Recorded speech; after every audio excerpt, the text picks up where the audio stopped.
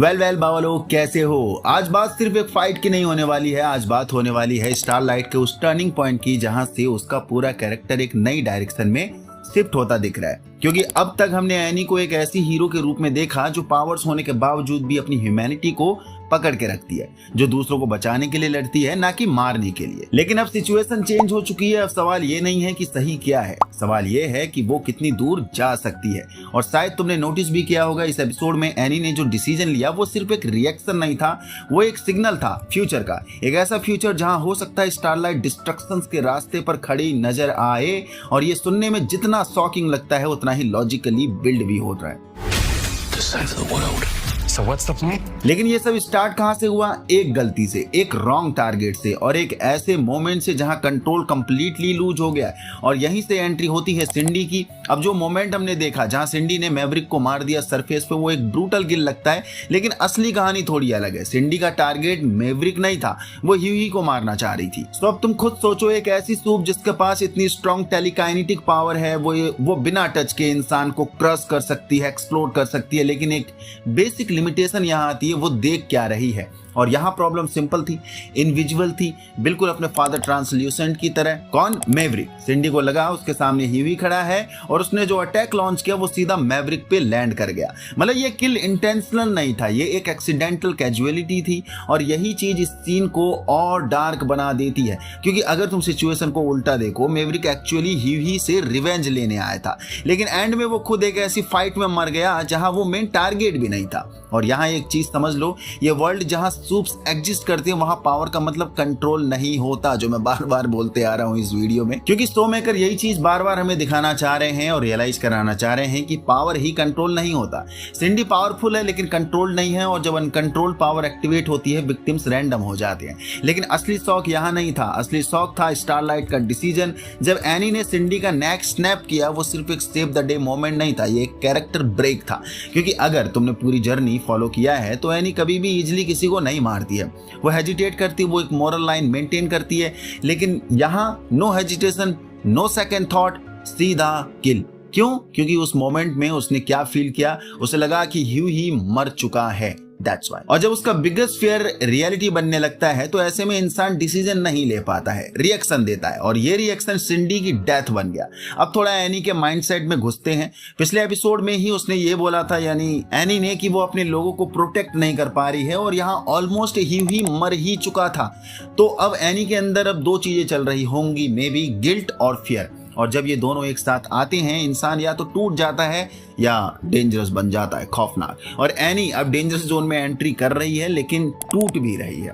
वो अब सिर्फ एक हीरो नहीं है, वो एक ऐसी पोजीशन में आ गई है जहां वो सोच रही है, अगर मुझे किसी को बचाना है तो मुझे किसी को मारना भी पड़ेगा, जो कि थर्ड एपिसोड के एंड में हुआ भी। और यही शिफ्ट उसे धीरे धीरे डिस्ट्रक्शन के क्लोजर ले जा रहा है। अब एंड का मोमेंट जहां एनी ह्यूही को छोड़ के चली जाती है, यानी उड़ जाती है। जब वो बोलती है ये सब तब इजी था जब मैं अकेली थी, ये लाइन कैजुअली नहीं बोली गई। इसका मतलब है जब तक वो इमोशनली अटैच्ड नहीं थी, वो बेटर फाइटर नहीं थी। अब प्रॉब्लम क्या है? अब उसके पास लूज करने के लिए लोग हैं, खासकर ह्यूही, और बॉयज गैंग तो है ही है। और जब किसी के पास लूज करने के लिए लोग होते हैं, बहुत कुछ होते हैं, वो या तो और स्ट्रांग बनता है या कंप्लीटली ब्रेक हो जाता है। और ब्रेक होने के ज्यादा चांसेस है यहाँ।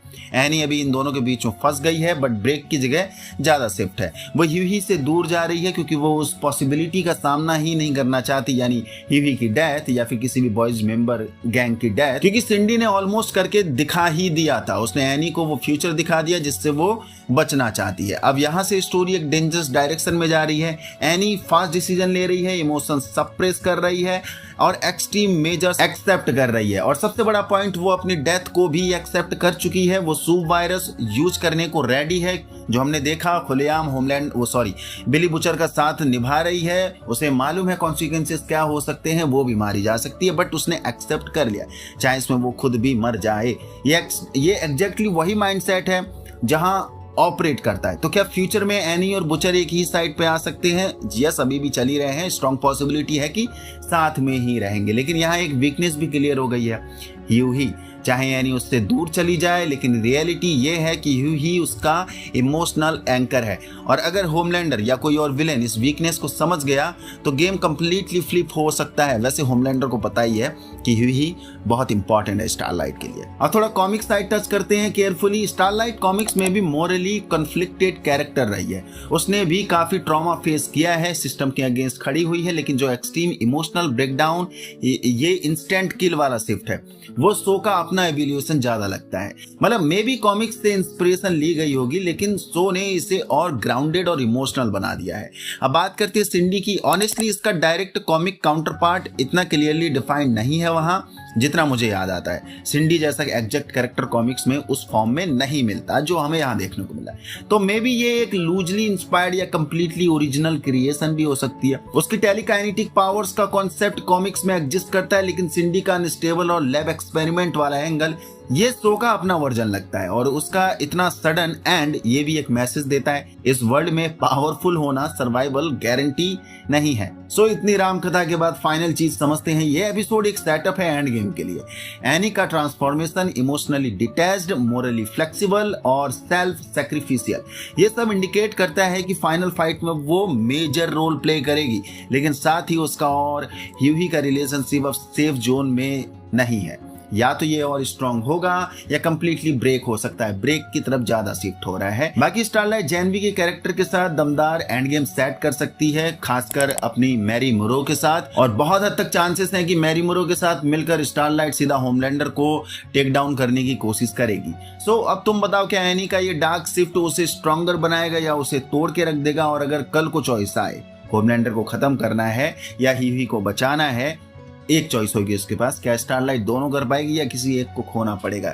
एक में मतलब होमलैंडर को खो लेगी तो कोई ज्यादा दुख नहीं होगा, बट ह्यूही को अगर खो लिया तो स्टारलाइट का क्या होगा? वैसे ह्यूही मारा जाता है एट द एंड, तो मैं स्टारलाइट का न्यू बॉयफ्रेंड बनने के लिए तैयार हूँ और मुझे कॉन्सिक्वेंसेस सारे मंजूर हैं, फिर चाहे मुझे होमलैंडर से ही क्यों ना लड़ना पड़ जाए, है ना? क्या तुम तैयार हो?